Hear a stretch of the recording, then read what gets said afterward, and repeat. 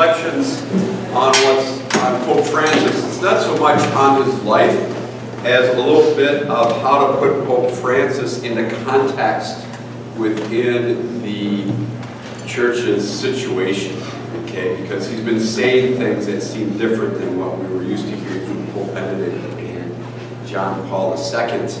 And some of us find it refreshing, some of us find it disconcerting. Okay, so where is Pope Francis coming from? And so my hope is to give you a little bit of the citizen Laban, right? Pope Francis, okay? And it's pretty much all based on this book, which I highly recommend reading. It's very well written. It is written by a London-based Catholic reporter who's right for the Tablet, which is not known for its necessarily conservative bent, but does a really good job in representing everybody in the best light, I think, projecting the facts very well. And he doesn't have an ideological axe to grind that I can pick up. He's just really doing good reporting. So anyway, Jorge Bergoglio, born December 1936. So he's born 16 years after John Paul II. So if you were a freshman, Bergoglio would be a freshman at UW right now, you would have Father Mark Miller as his pastor. So that'd be kind of the age difference, right? And then right in between would be Pope Benedict, would be a grad student here at the university. So you can see, even though we've got these three popes spanning a large period of time from 1978 to the present, they really, you can kind of almost put them in the same still generation, people, not that really have much of a difference, okay? He grows up, he's an ordinary man. He loves the local soccer club that he grew up in. And, soccer is a little bit different than football in the United States, where our professional teams are all kind of on the same par, right? But in these European countries, soccer clubs come from different sizes and different strengths. And so this is kind of a local soccer club that only won the championship like once back in 1936. People still talk about that great, year, right? So everybody's really loyal to this club. And he is too. If you want his attention, you need to show up at St. Peter's with the T-shirt of that club. Kind of, I became Pope, he showed up with a Brett Favre T-shirt. Yes, come into my house for lunch. He likes to tango, so he was just a guy. In the seminary, he had a piece. He developed I think a lung infection, so he had a piece of lung removed when he was 21. He decides to go to the seminary. While in the seminary, he develops a strong infatuation with a young woman. He almost leaves the seminary, but Our Lady, somebody probably intervened and stayed out of that relationship. He didn't enter the Jesuits until he was 31 years old.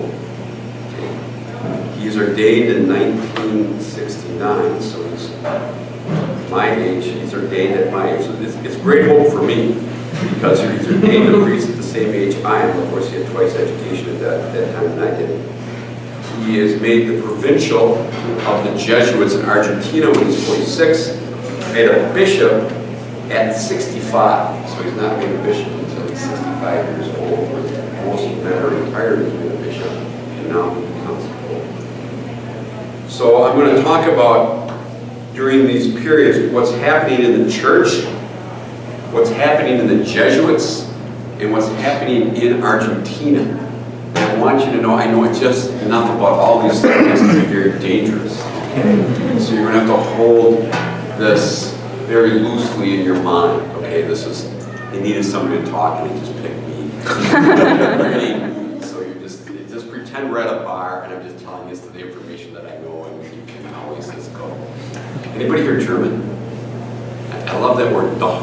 You know that word? You don't agree with what a guy says. He's like, doch. All right. So what's happening in the church? I need a magic marker. I forgot. I'll get one. So the big thing that's happening in the church when Bergoglio is just getting ready to enter the seminary, right, is Vatican II. So Vatican II kicks off when he is a young man of about 26 years old.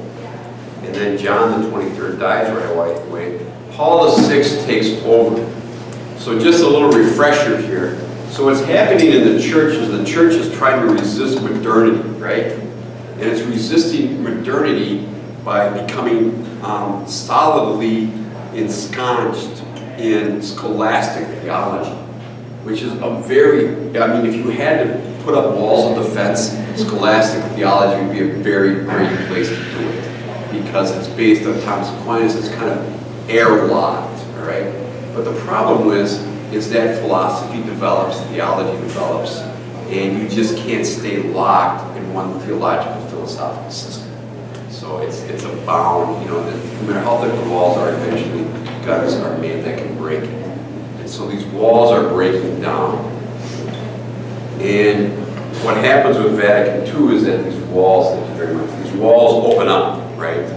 And so Vatican II ends in 1965, I think is the last session of Vatican II. And suddenly, all these theological and philosophical ideas that have been held back by scholastic theology is suddenly let loose. Okay. And during the pontificate then of Paul VI, okay, which goes from 1963 to 1978.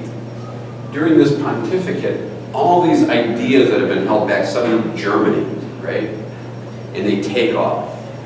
And Paul VI is sitting here watching these ideas just develop. Unfortunately, half of them are radically heretical. Okay? And the trouble is that Paul VI does not want to pull the weeds out of these heretical ideas, because he doesn't want to pull up at the same time the wheat that's growing up next to it. Because you have, you know, for instance, Cardinal Ratzinger at 1965 at the council was considered a liberal. Okay. And so you've got these ideas. So Paul VI just kind of sits there and lets these ideas germinate all over the church. And there's this, we have 1968, which is just, it's amazing how many things happened in 1968, right? So it's kind of a communistic libertarian fury of just destruction of all social norms, right? So the church is cut out on these. Well, John Paul II comes along, JP2, our big hero, JP2, who is a philosopher with a very strong vision of the church. And so he's very much in line with Vatican II. And what he's trying to do is he's trying to have the authentic interpretation of Vatican II. And because he's a philosopher and not so much a theologian, he has this great appeal to a wide range of people. So I don't think in the history of the church, I mean, this man is amazing. He just took the church that was pretty much disintegrating and driving off of a cliff. He just, you know, inspired it and kept it together. Okay? He has as his companion in arms Cardinal Ratzinger, who will become Pope Benedict. Benedict the theologian, who many feel is the smartest man to have walked the face of the earth in the last 400 years. Okay? This is a man who's totally imbued with the history of the church and the theology of the church. That's why he was probably the one man who, in the last 400 years, who could retire from the papacy and no one could argue with him. Because he's just, you know, he just knows the church. So everybody's like, no one should retire from the papacy. Oh, Benedict did. Okay, it must be okay. I still don't understand why. If he did it, it must be okay. So you should really see John Paul II and Pope Benedict's papacy almost as one continual, you know, movement forward. Okay. All right. So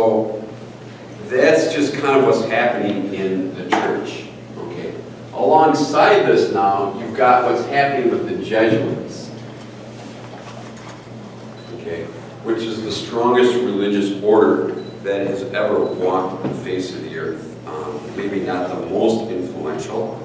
You might say that probably the most influential religious order was the, I would say the Benedictines, because they're the ones that shaped modern Europe. But anyway, they're very strong, right? Men with multiple PhDs running around the world, starting schools with great force and strength. All right. So what happens in the Jesuits is that they latch on to Vatican II with a vengeance. Although their vision of Vatican II is not John Paul II's nor Pope Benedict's vision of Vatican II. And so their vision of Vatican II seems to be a vision of Vatican II, at least in the leadership of the Jesuits, tends to be a rupture with the past history of the church.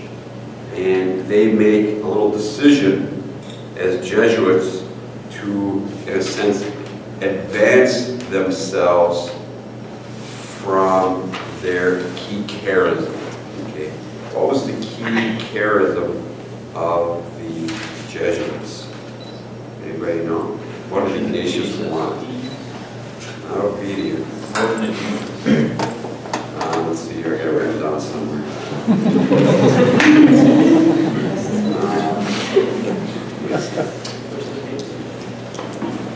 Their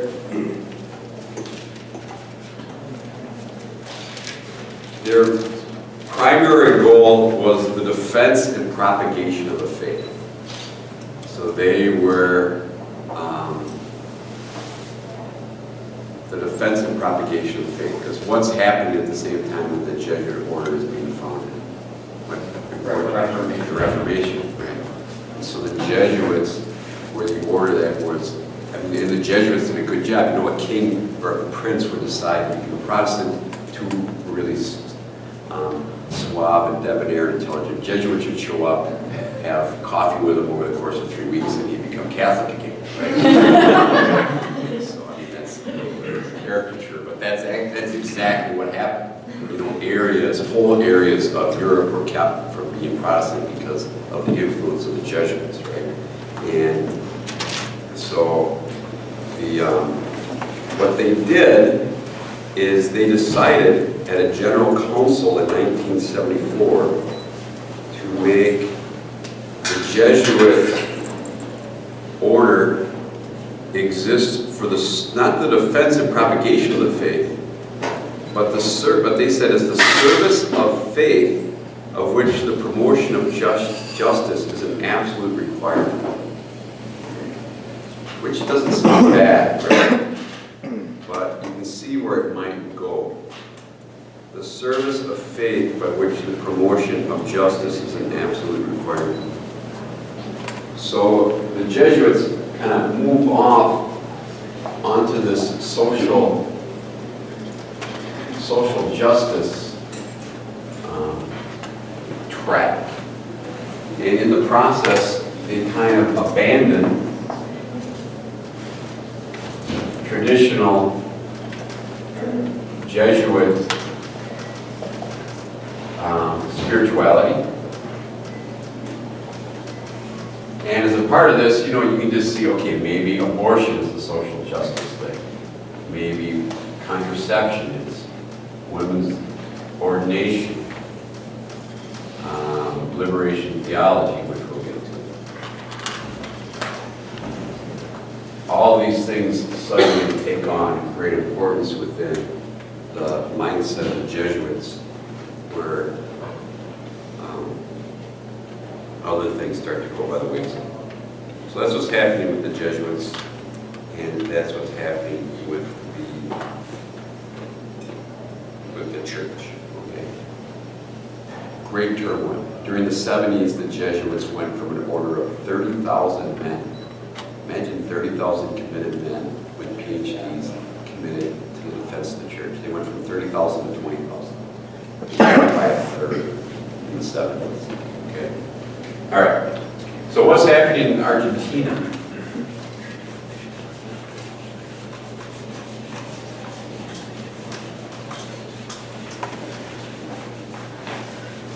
What's happening in Argentina? Good old Argentina. So just in case you are not bright graduate young professionals, there's South America.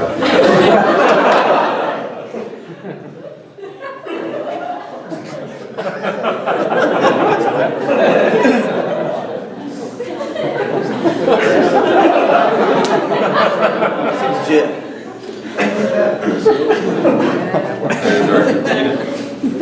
So, here's Europe. Here's Africa.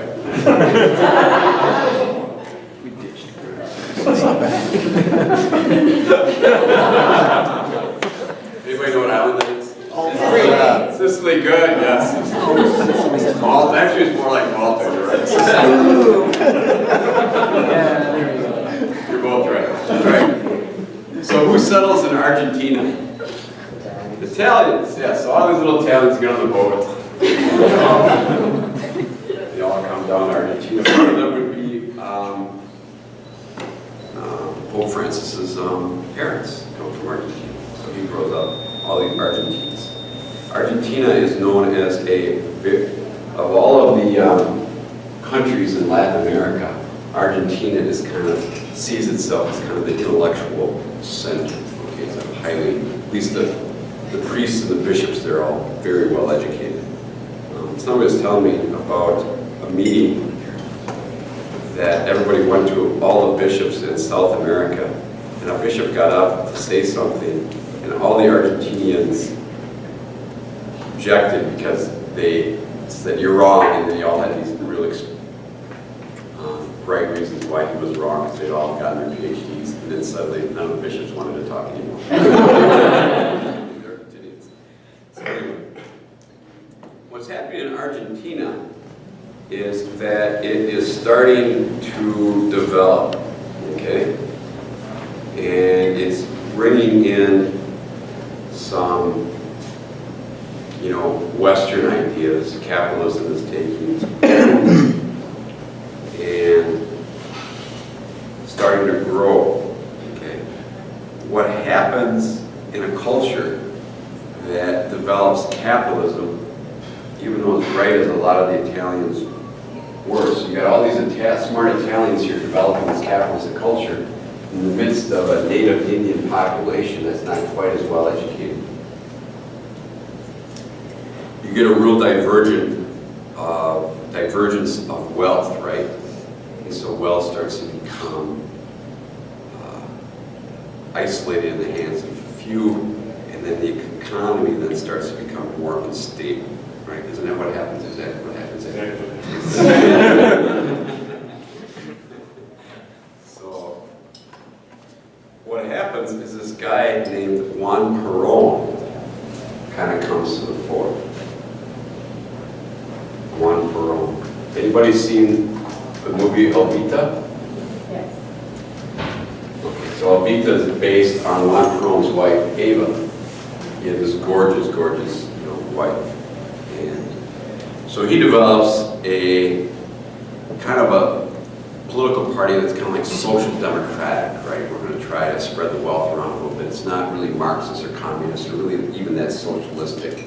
I mean, it has some social aspects. We just good Democrats, trying to make the world a better place for all the poor souls that aren't getting a good enough piece of the pie. Okay. This, over time, kind of degenerates a little bit, and the country becomes more and more unstable. And in the 1980s, the military takes over. Okay, so there's this coup of the military. So the military takes over. And what happens to what's called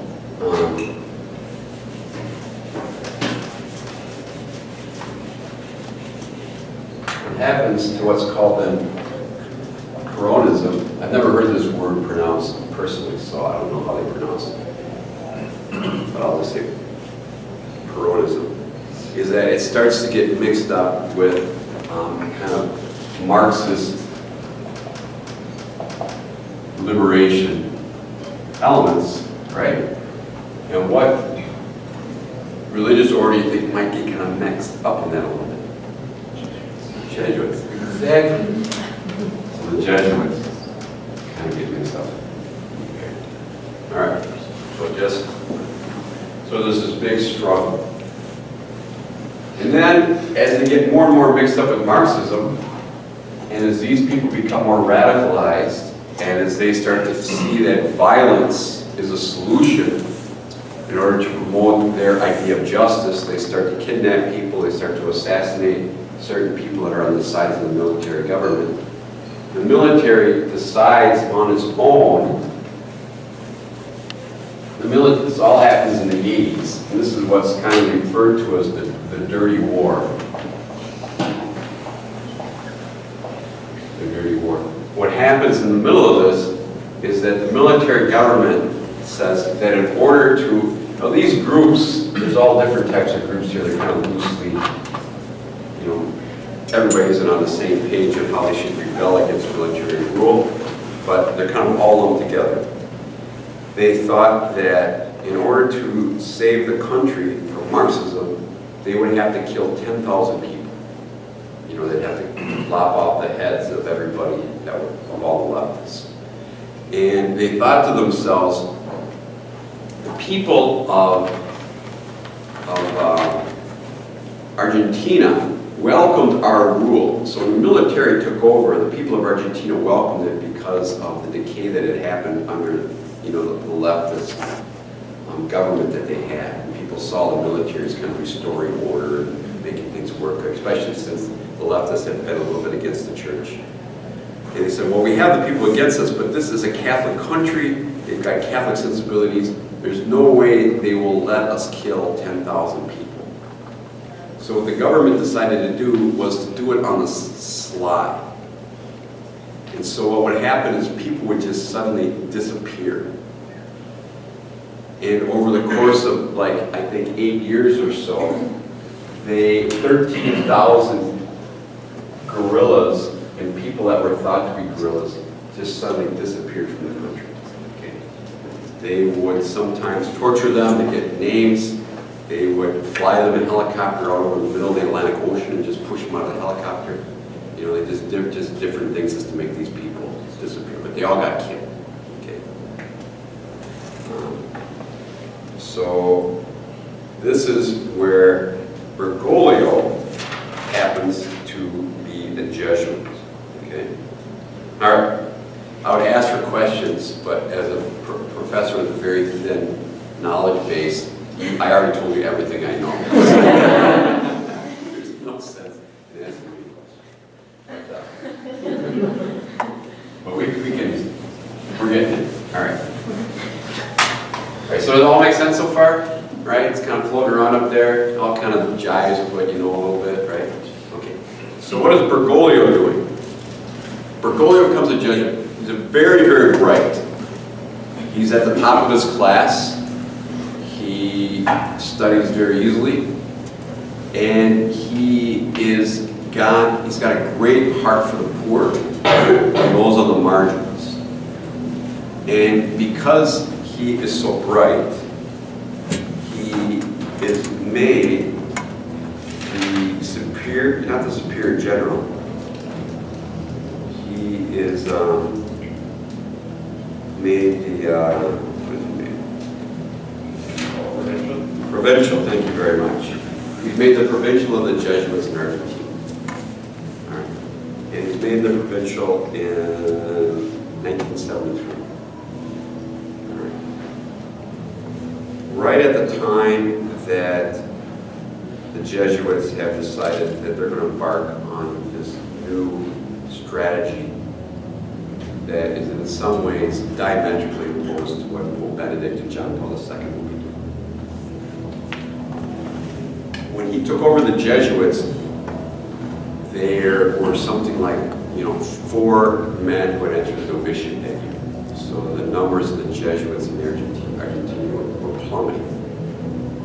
So what he does is he moves into the house itself. He kind of, not going to live where the provincial is.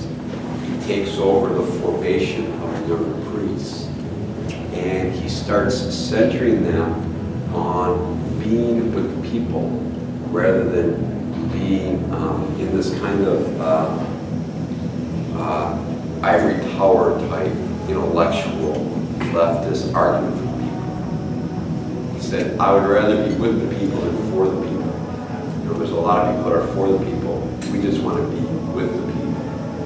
And so he takes these young men and he starts sending them out into the streets. And he says, don't come back here until I see dirt on your shoes.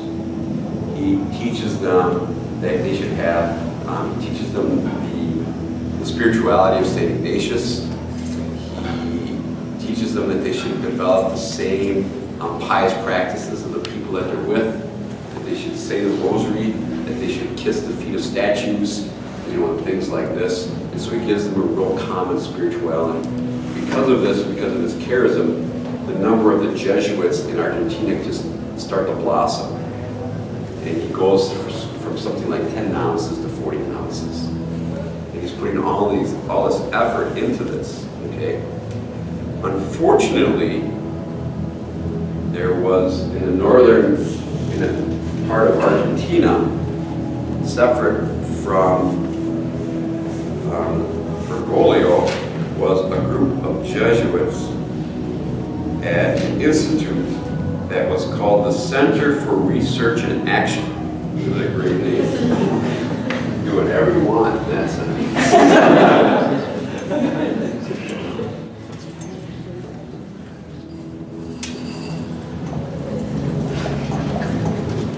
The Center for Research and Action, okay, which is in Spanish, it's CIAS. Now, the Center for Research and Action was made up of a lot of highly educated, influential Jesuits who traveled repeatedly back and forth to Rome and had an ear for Rome. They believed the type of avant-garde elitism. They thought it was totally ridiculous that a Jesuit would pray the rosary and kiss the statue of the Virgin Mary. And they totally believed in the new vision of the Jesuits, that they should have service and faith, in which the promotion of justice is an absolute requirement. Okay. They feel threatened by Bergoglio. Bergoglio is bringing many Jesuits into the order. They see these men as retrograde, anti-intellectual, and pre-Vatican II. So we've heard that argument before about certain priests, right? Yeah, you haven't. As I said before, Bergoglio labeled them all for the people, but nothing with the people. All for the people, but nothing with the people. All right.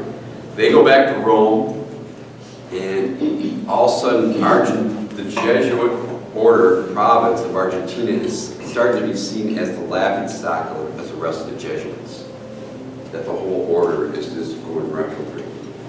And so what happens is they remove Bergoglio as the provincial, and they ship him to Germany to get a PhD. And so he travels to Germany to get his PhD. And he is absolutely miserable because he's just not an ivory tower type guy. He's just not into getting his PhD. His whole life has been working with people. And he's in his mid-40s, and it's when he's in Germany and he walks into a chapel and sees this picture of Our Lady Untitled of Knots, which has an interesting, have you all seen that image, Our Lady Untitled of Knots?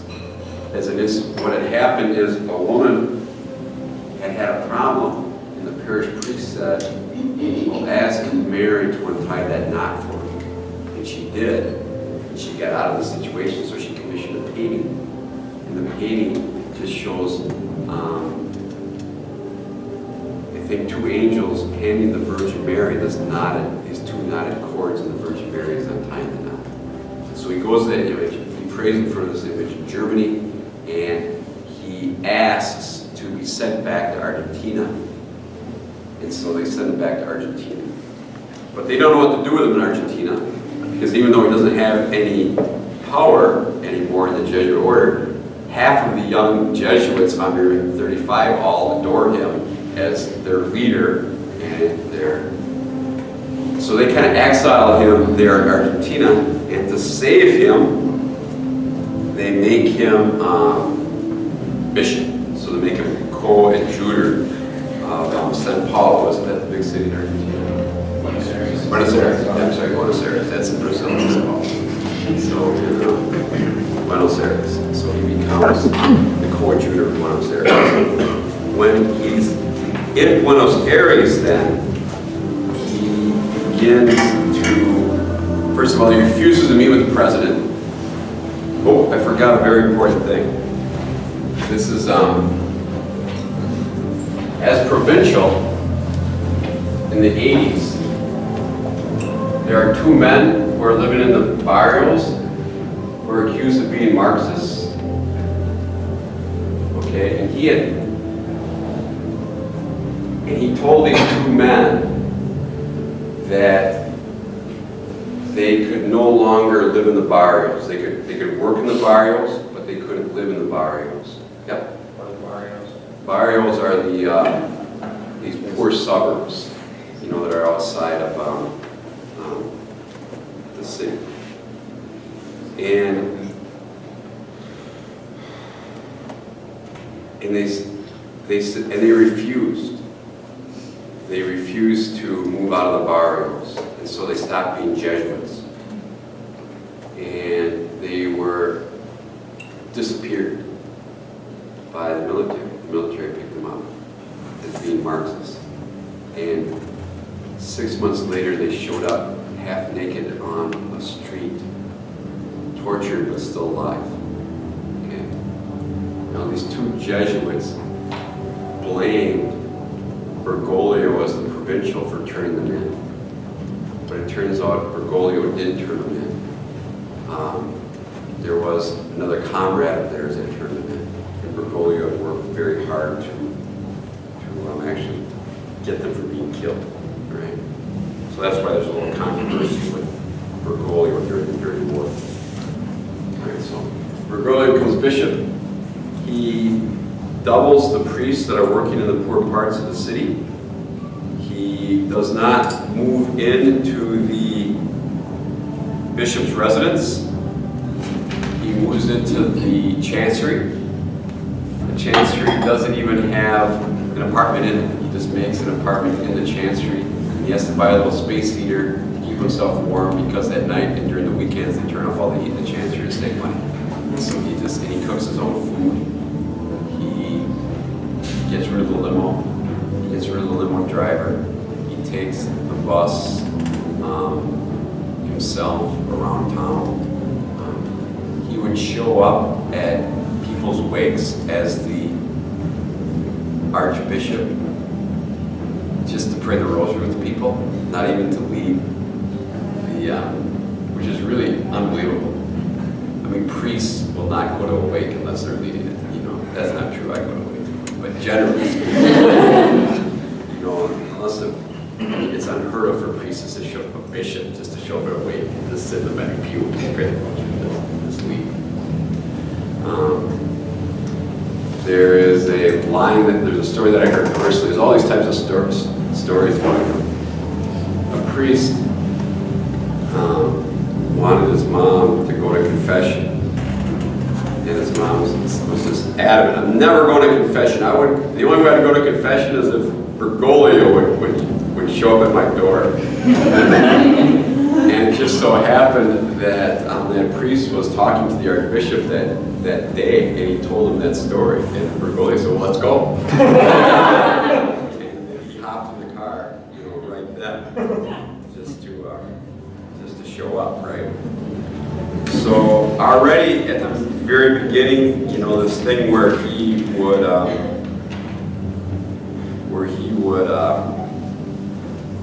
you know, wash the feet of these Muslim people, and you know, prostitutes and other convicts in jail for this. He did that as bishop, but I mean as pope. But he started doing that right away as bishop.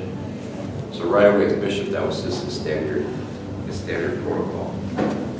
And so when we look at this pope, you can see that he, in some ways, he looks like a real liberal, right?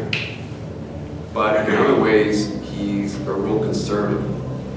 And so what he has, he just has, I think, I mean, he loves the church, he loves the traditions of the church, but he's not going to let some traditions of the church stand in the way of his desire to serve people and get to know people and help them feel loved and help them to feel a part of this church, right? So that's what you've got here with, and this is really the way to kind of see it, or at least this is the way I see it. If you look at JP2, so he was a philosopher. He worked as an associate. He's a philosopher. Pope Benedict was a theologian. And Pope Francis has always been a pastor. You know, and philosophy and theology is supposed to support the pastoral work of the parish priest, right? And so you see these two great men who have laid the groundwork for Pope Francis to be able to do what he's doing. You know, somebody gave me a book on Pope Francis's homilies over the last 2 years. And you know Pope Francis quotes from more than anybody else? I mean, probably 5 times more than everybody else put together in his homilies. What do you think? Benedict. Pope Benedict. He's quoting Pope Benedict all the time. You know, and so, you know, JP2, you know, as great of a man as he wasn't a pastor. I mean, he worked as an associate pastor for 6 months, you know, and then, yeah, we always see him in the canoe shaving, you know, he was with the people. He's not with the people. I mean, he's hanging out with really bright university students all the time, right? I mean, yeah, that's with the people, but let's face it, that's a real select, you know, group of people.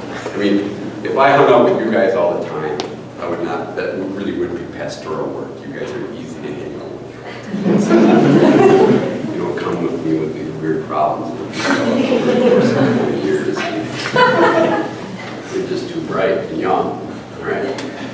Pope Benedict is just, I mean, when he was captured after World War II and was rounded up and put into prison, he bided his time by writing poetry in ancient Greek. You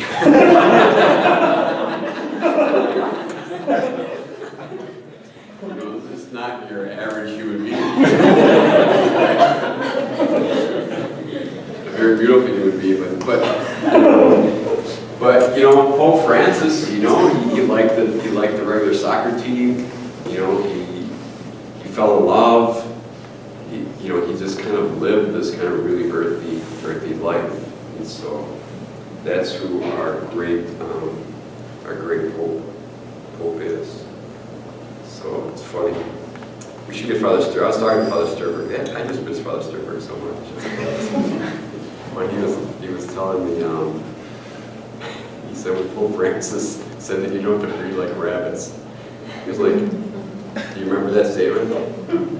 Which sounds really bad, right? But it's something I can see myself say something like, if you read what he said, it's just, he's like, well, you're not supposed to breed like rabbits. You know what I mean? I mean, that's obvious as Catholics. We're not supposed to breed like rabbits. He's just kind of saying something very colloquially, you know, that, look, we're supposed to use natural family planning. We're supposed to use different ways to limit how many children we have. And yes, we don't want people to use contraception, but we don't want people to necessarily have 14 kids either. You know? But Father Sternberg said, yeah, read like rabbits. I wonder if any pope has ever thought of using that term.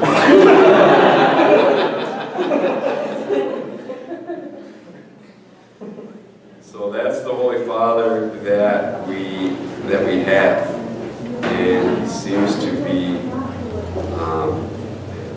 one of the things about him that you've probably heard before is his understanding of capitalism is seen through, and his understanding of the West is seen more through his experiences in Argentina and in Germany. So it'd be interesting what happens to him when he comes to the United States.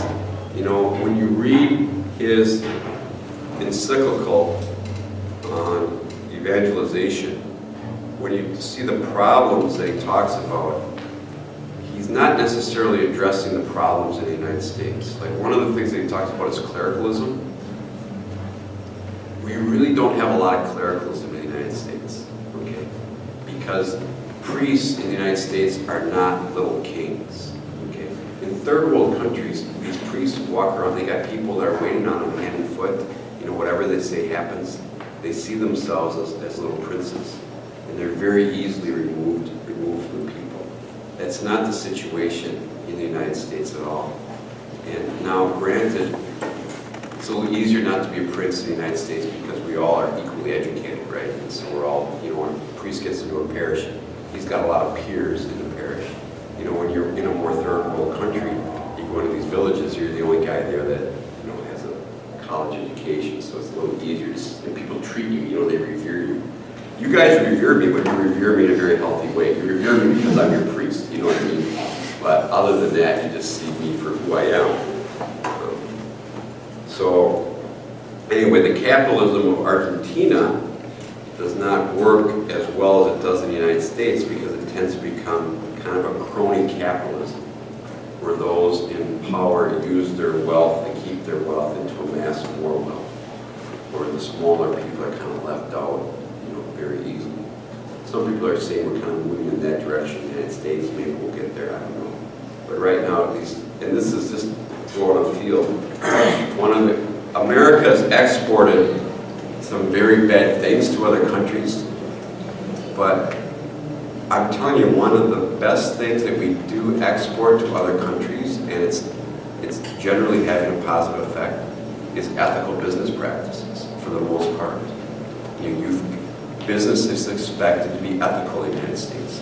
You don't bribe people, you don't go back on your word, you know, you follow the rules of the game, and everything's open to everybody. You know, that's just not the way capitalism works in a lot of these countries.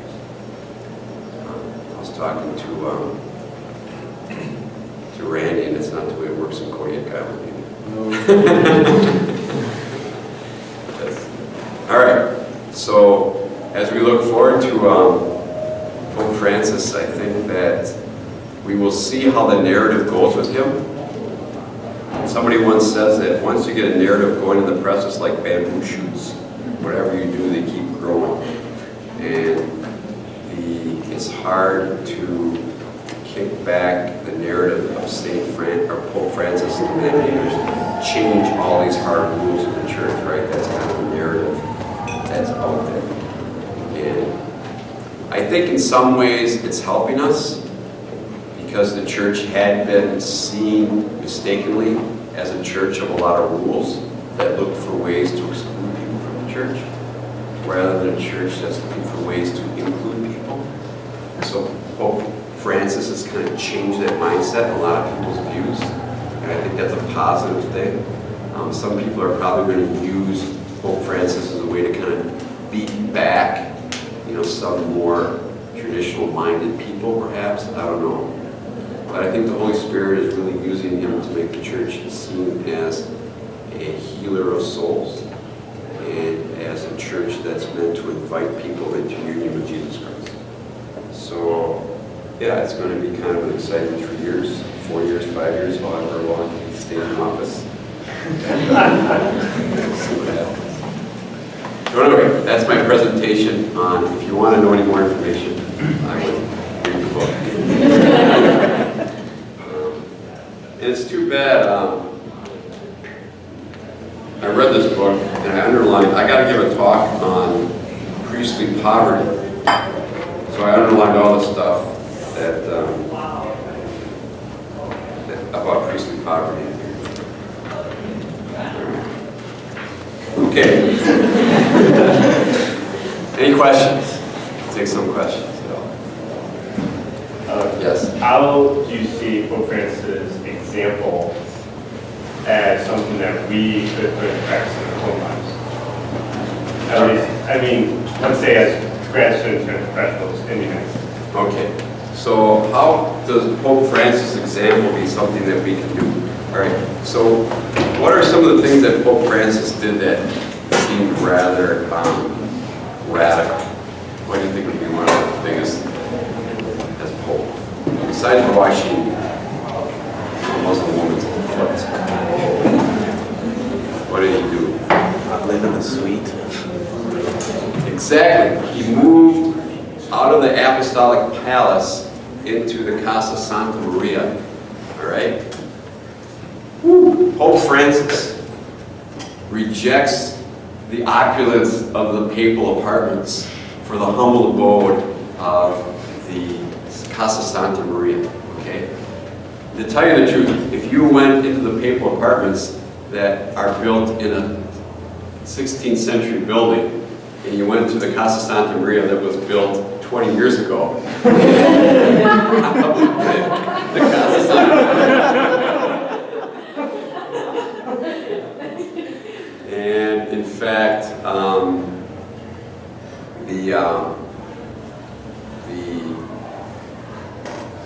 probably cost more money to put him in there, you know, because the apartments in the papal palace were already prepared for a pope, where the Casa Santa Maria wasn't. So they had to really redo a lot and spend a lot of money for him to move into that apartment. So, and as the book points out, why did the Pope move into the Casa Santa Maria? Did he move in there because he wanted to just look like a humble guy? Did he move in there because he wanted not to live in the opulence of the papal apartments? No. He moved in there so that he could be closer to the people which he worked with. And so the big thing about Pope Francis is that he always wants to be close to the people. And he always wants to have his eyes on people who are on the margins of society. He's always looking for the margins and welcoming people from the margins. So those of you who are going to be in places of influence someday, you know, in a certain sense, try not to take the corner office removed from the people that you're serving, but really see that servant leadership that Pope Francis has, that you're there to be with the people and serve the people, and always have that eye open to those people who are on the margins. Okay? So that would be my takeaway for all of you. And in fact, they can even start right here with this group. And as we look around, always trying to be helping people on the margins. I just told this to my staff today. I was in the confessional and nobody was going to confession. So shame on you, go to confessional. I was sitting in the confessional and I was a little bored. And so I made a resolution not to look at my iPhone in the confessional, but nobody was coming, so I was. And I was reading Spirit Daily. Anybody here read Spirit Daily? So anyway, yes, Spirit Daily. It's a great website. And if it's intellectual enough for Andrew Kidd, it's intellectual enough for all of us.